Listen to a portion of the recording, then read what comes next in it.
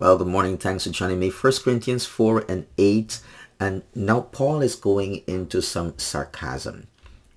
He says, already you have all you want. Already you have become rich.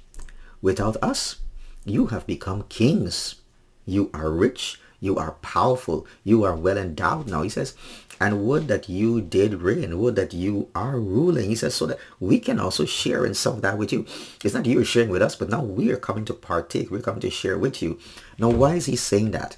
He says, for I think that God has exhibited us apostles as last of all, like men sentenced to death, because we have become a spectacle, a showpiece, not in a good sense of the word, to the world, to angels and to men. Now, why is he saying this? Now, it's quite the opposite to what we're seeing being portrayed in some parts of the world when it comes to ministry and to men of God, to ministers.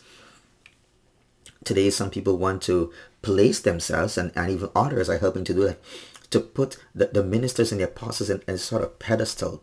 And they're powerful men. Their words are powerful and great, and they must be made rich, and they have a lot of power over you, and so on.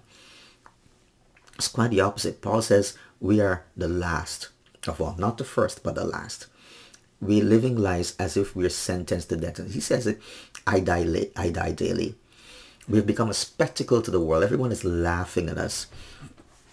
They mock, they scoff. He says not just to the world, but also to angels and to men. He says we are fools for Christ's sake. We are the fools. We're seen as fools. He says, but you're wise. He says, we are weak. But look, you are strong. You are held in honor. We are in disrepute. So it's quite the opposite to what we see being shown sometimes.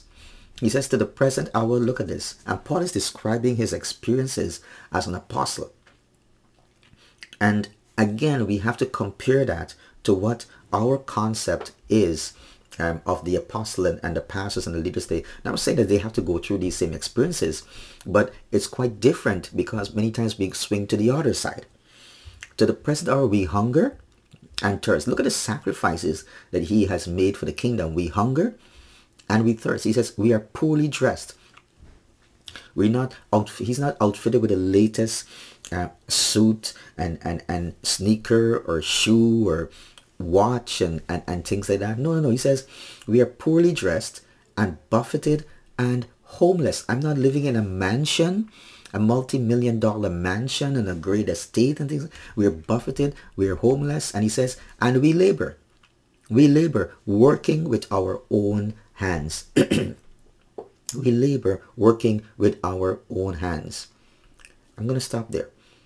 And we'll continue this again another day. But let us think about how we see ministers today and look and compare to the experience of Paul in his day and time, what he did for the gospel.